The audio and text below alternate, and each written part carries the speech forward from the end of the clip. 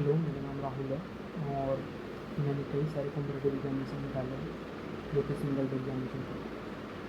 और इस दौरान मैंने कई सारी चीज़ें सीखी हैं। जो सबसे मोस्ट इम्पोर्टेंट चीज़ सीखी जो एग्ज़ाम निकालने में बहुत हेल्प करती है वो है मॉक एनालिसिस। अगर आप किसी भी मॉक को अच्छे से एनालाइज करते हो तो उसका बेनिफिट आपको एग्जामिनेशन में 100% देखने को मिलेगा। तो जो मैं आगे आने वाले कुछ 10-20 सेकंड में बताने वाला हूँ कि हाउ टू एनालाइज मॉक। अगर आप एक बिगिनर एस्पिरेंट हो तो आपके लिए ये वीडियो बिल्कुल नहीं है। अगर आपने अच्छे से तैयारी 6-7 महीने दे रखे हैं और अपने पूरी सिलेबस कंप्लीट कर रखी है तो आप ये वीडियो अच्छे से देख सकते हो। इसमें मैं ये बताऊँगा कि आप एक मॉक को एनालाइज कैसे 2 घंटे या 2.5 घंटे में करते हैं। जैसे जनरली आप मॉक लगाते हो 1 घंटे का, एनालाइज 15 मिनट में कर देते हो, ऐसा एनालाइज नहीं होता। 1 घंटे का मॉक को एनालाइज करने के लिए बेसिकली 1 आवर या फिर 1.5 घंटे लगते हैं मिनिमम। इसमें एक मॉक से बहुत सारे क्रक्स निकाले जाते हैं। मैं वो भी बताऊँगा कि एक दोस्त के नोट्स हैं तो मैंने रख रखे हैं जो मेरे नोट्स से भी मिल नहीं रहे थे, तो उस नोट्स में कैसे जो लिखे गए हैं वो आप देख सकते हो, वैसे ही आपको लिखना है। तो मैं अभी एक मॉक उठाने वाला हूँ, जैसे मैथ और रीजनिंग दिखाता हूँ। ये मीन्स का मॉक है सीजीएल का। आप अगर किसी भी एग्जामिनेशन की तैयारी करते हो तो आपने 50, 60 या 70-80 मॉक दे रखे होंगे। आपको अभी उन्हीं को एनालाइज करना। नेक्स्ट 5 डे में जो मैं बता रहा हूँ आपको वो स्ट्रेटजी फॉलो करनी है। इसका अगर आपको ये बताने के बाद आपको बेनिफिट नहीं मिलता है आपको यूज़ करने के बाद, तब मुझे आप बता सकते हो। 100% इसका बेनिफिट मिलेगा। आप मैं अभी एक मॉक को ओपन करता हूँ, जैसे ये मैंने ओपन किया।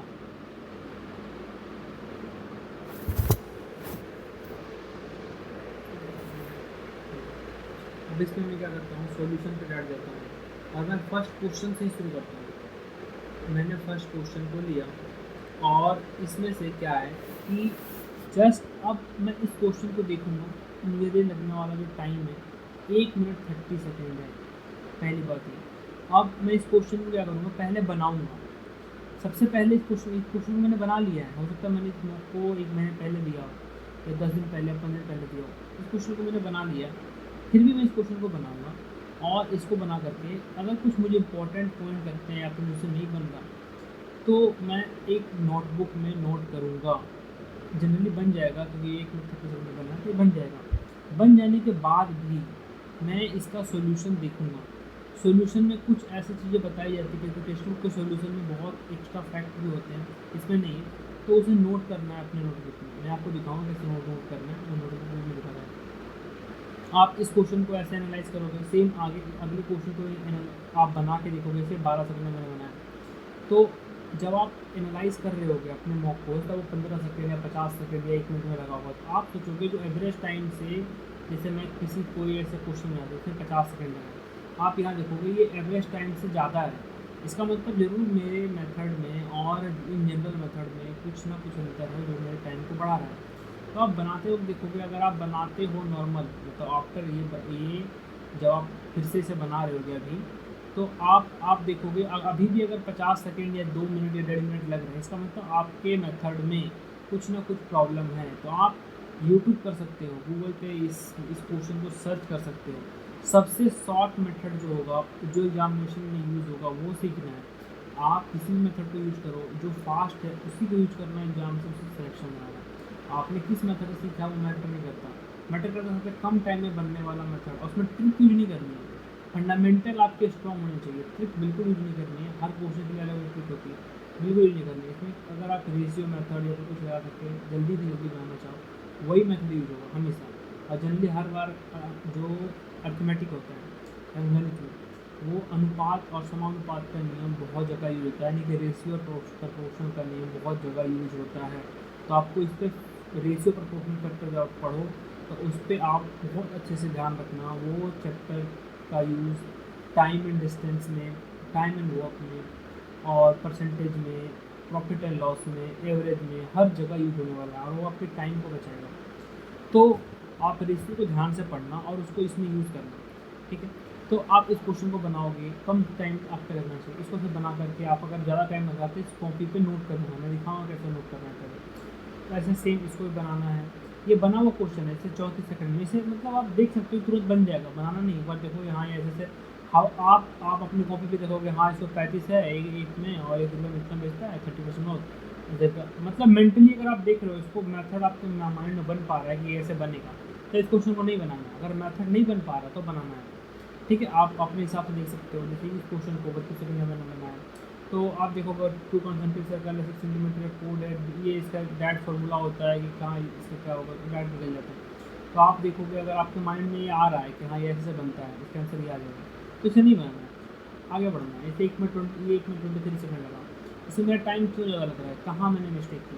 तो आप देखोगे हाँ यार यहाँ पे 9, यहाँ पे मैं यहाँ 27 हो गया, 68 हो गया, 68 माइनस 56, यहाँ पे ऐसे ऐसे किया, फिर यहाँ पे 27 को घटा लिया। मतलब मैं देखूंगा कि ये जल्दी अगर बन सकता है कि 23 सेकंड से, तो ठीक है। बाकायदा ये इन सब क्वेश्चनों में थोड़ा टाइम लेना है, थोड़ा टाइम ज़रूर लेना है इन क्वेश्चनों में, क्योंकि ये क्वेश्चन सिली मिस्टेक हो जाते हैं। एक क्वेश्चन में 1 मिनट आप रखना, क्योंकि क्वेश्चन सिली मिस्टेक होते हैं और आंसर हमेशा गलत आता है। एक क्वेश्चन में 1 मिनट आप रखना, जेन्युइन टाइम है, इसमें कोई दिक्कत नहीं है। तो ऐसे और आप भी आगे क्वेश्चन देखोगे 57 सेकंड लगे, इसमें क्यों ज़्यादा लगा है। आप फिर से बना कर देखोगे तो ऑटोमेटिक आपका 57 सेकंड से कम हो जाएगा। ये आप बनाओगे फिर से ना, होता है आप अभी 2 मिनट बनाओ अभी, लेकिन आप उस जो सोल्यूशन को 2 बार 3 बार देखोगे ना, और अगली बार ये क्वेश्चन आएगा तो मैं गारंटी देता हूँ ये 40 सेकंड में बन जाएगा। तो ऐसे करके आपको एनालाइज करना है मैथ वाले सेक्शन को। तो मैथ वाला सेक्शन आप पूरा एनालाइज जैसे सेम करना है, अप्रोक्सीमेट क्वेश्चन को कैसे बनाना होता है आप बना करके देखोगे, इसका आंसर ये आ रहा है, इसका यहाँ पे अप्रोक्सीमेट क्वेश्चन को कैसे बनाया जाता है, अप्रोक्सीमेट अमाउंट निकालना है। इन सब क्वेश्चन की अलग होती है। अगर आप बना के देखोगे अपने मेथड से, अगर ज़्यादा टाइम लग रहा है तब यूट्यूब करो, इस क्वेश्चन को कॉपी करो और गूगल पे डायरेक्ट सर्च करो। जैसे मैं भी क्या करता हूँ कि अब इसको स्क्रीनशॉट लेना पड़ेगा, स्क्रीनशॉट लेकर के गूगल पे सर्च करोगे ऑटोमेटिकली आ जाएगा, कोई ना कोई इसे वीडियो को मैं बताता ही नहीं। अब उसको देखो अपने और मेथड से मैच करो, अगर उसका मेथड अच्छा है तो उसको कॉपी कर लो बस, और उसको एक नोटबुक में नोट कर लो। नोटबुक में दिखाता हूँ कैसे ये रही। अब जैसे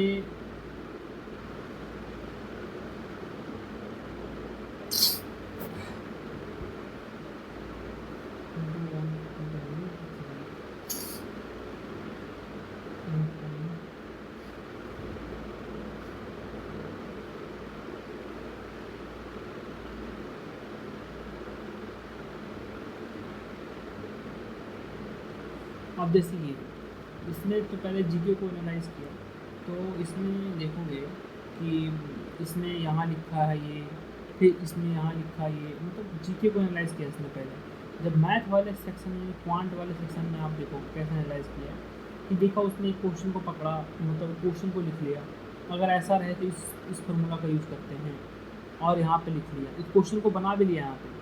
इसके बाद जब भी आप एग्ज़ाम में जाओगे, एग्ज़ाम से 1 वीक पहले इस पेपर को अगर आप देख लोगे ना, इस एक पेपर को ये पूरा, इससे क्या होगा कि आप कंप्लीट एक मॉक को एनालाइज कर लोगे जो पूरे 1 घंटे में दिया था। मतलब 1 मिनट, मतलब 5 मिनट में आप 1 आवर की प्रोडक्टिविटी ले रहे हो। तो ये इतना इम्पोर्टेंट होता है ये लिखना।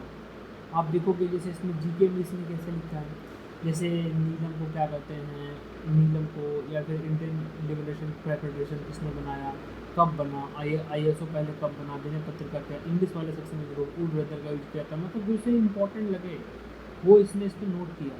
तो आप इसी तरह से अपने मॉक को एनालाइज करोगे तो हर सेक्शन वाइज, सेक्शन पॉइंट का जो होगा वो नोट करोगे। जैसे ये गुणांक निकलेंगे तो सम गुणांक जो इसमें इवन फैक्टर कितने निकलेंगे ये देख लोगे, आप एक बार लिख लोगे। होता है यहाँ पे आप लिखोगे तो आपको लगेगा बोरिंग फील होगा, ये मैं बता रहा हूँ आपको लिखने में, मतलब यार मैं क्या लिख रहा हूँ, क्वेश्चन लिख रहा हूँ, मुझे तो बन ही जाएगा। बट अभी आप लिख लो, उसका अभी आपसे बन जाएगा, लेकिन आपसे 1 या 2 दिन या 3 दिन बाद भूल जाओ।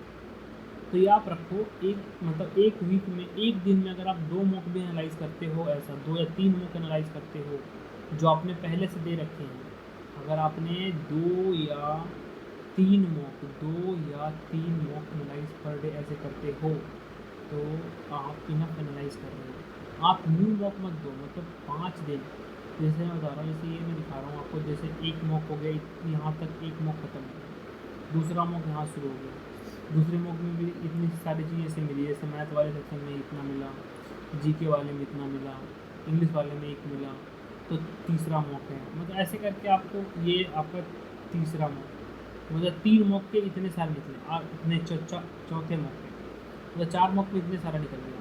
तो आपको बेसिकली वैसे ही quant section, English section, GK section analyse करना है और इससे फैक्ट निकालना है और इन डेप्थ में जा सकते हो। जैसे जीके क्या है कि जीके में इतना लिखा गया, जीके में आप और इन डेप्थ जा सकते हो, मैं अभी दिखाऊंगा आपको जीके में। इंग्लिश में भी कुछ और इन डेप्थ जा सकते हो अपने हिसाब से, इसमें कम लिखा है क्योंकि इसे पता होगा। तो मैं बता रहा हूँ जैसे आप अपने हिसाब से कैसे लिखा जाता है चीज़ें, कैसे चीज़ें लिखी जाती है इसमें, आप उन्हें ध्यान रखें। उसे मैं दिखा रहा हूँ कि इस क्वेश्चन को मैंने बनाया, मुझे पता था फिर भी मैंने इसे बनाया, यहाँ पे लिखा भी क्या मैंने कैसे किया। जब जब आप दूसरी बार पेपर इसको देखोगे ना तो आपको नीड नहीं पड़ेगी इसे देखने की, ये दोनों वर्क करने पर 3 से 4 बार में ये याद हो जाएगा, एग्जाम में आएगा तो एक बार में कर दोगे। तो मैं क्वेश्चन पे आता हूँ, जैसे मैं टेस्ट करता हूँ तो सेम आप ऐसे एनालाइज करोगे, पूरा मैथ सेक्शन एनालाइज हो जाएगा। तो फिर मैथ भी, रीजनिंग में भी सेम, रीजनिंग में भी देखो कुछ ऐसे क्वेश्चन होंगे जैसे मिरर इमेज वगैरह के क्वेश्चन होते हैं, कितने हैं मिरर इमेज के क्वेश्चन होते हैं, कुछ यूनिक होते हैं, तो वो आप इसमें भी यहाँ पे स्क्रीनशॉट लगा के रख दो। बट स्क्रीनशॉट काम नहीं आता एग्जाम में, आपकी एक नोटबुक होगी वो आपकी हेल्प करेगी। अब रीजनिंग में से ये क्वेश्चन हो गए, और कुछ अलग पैटर्न लगे तो ये नोट कर लो आप। तो सेम ऐसे आप रीजनिंग को भी एनालाइज कर सकते हो, पूरे अच्छे तरीके से रीजनिंग में एनालाइज हो जाएगा। अब मैं ऑन करता हूँ इंग्लिश और जीके ना।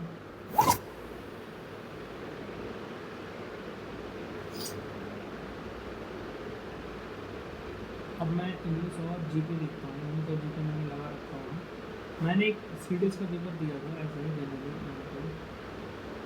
बस एनालाइज करने के लिए दिखाता हूँ कैसा मैंने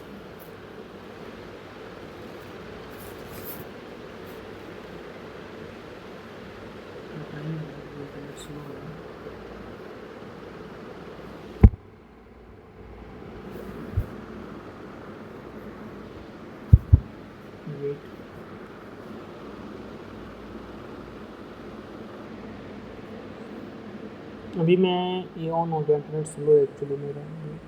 जैसे मैंने इसको दिया था, इसमें एक भी क्वेश्चन मैंने अटेम्प्ट नहीं किया था, जस्ट मैं इसे एनालाइज करने के लिए पेपर वर्क था। इसमें मैंने क्या किया था कि जो क्वेश्चन मुझे लग रहे थे, क्वेश्चन में डेटा है, फैक्ट है, उसको मैंने देखो यहाँ पे सेव करके रखा है, आपको दिख जाएंगे यहाँ पे। मैंने इस क्वेश्चन को मार्क करके रखा है यहाँ पे। मतलब अगर आप कहीं पे जा रहे हो, यहाँ पे कहीं कुछ कर रहे हो बाहर जहाँ पे लिखने की चीज़ें नहीं है, तो आप जनरली मार्क भी कर सकते हो, बाद में घर पर जा कर के उसे अच्छे से मतलब पेपर पे लिख सकते हो। जैसे ये पेयोली एक्सप्रेस के बारे में मैंने क्या मार्क किया था, जब इसे आप खोलोगे तो द्वितीय चंद को बोलते हैं, ये जो बोलते हैं पीटी उषा को बोलते हैं, सॉरी पीटी उषा को बोलते हैं ये पेयोली एक्सप्रेस। इसमें कुछ हिमा दास को क्या बोलते हैं, हिमा दास ने क्या जीता, हिमा दास को दिहांग एक्सप्रेस बोलते हैं। और द्वितीय चंद ये स्प्रिंटर है, ये विल्सन क्या है। जनरली ये क्वेश्चन एग्जाम में जो आता है ना, जो क्वेश्चन एग्जाम में आ रखे हैं, जैसे ये क्वेश्चन एग्जाम पीटी उषा वाला आ रखा है, तो ये 3 ऑप्शन है ना, उससे 90% केस में एसएससी में पूछ ही लेगा, रेलवे में पूछ ही लेगा। जैसे ये सब कुछ वर्ड है, ये सब वर्ड है, एक बार गो थ्रू करने वाले आपको पता चलेंगे कि एक जीके के क्वेश्चन में इतने सारे फैक्ट हैं।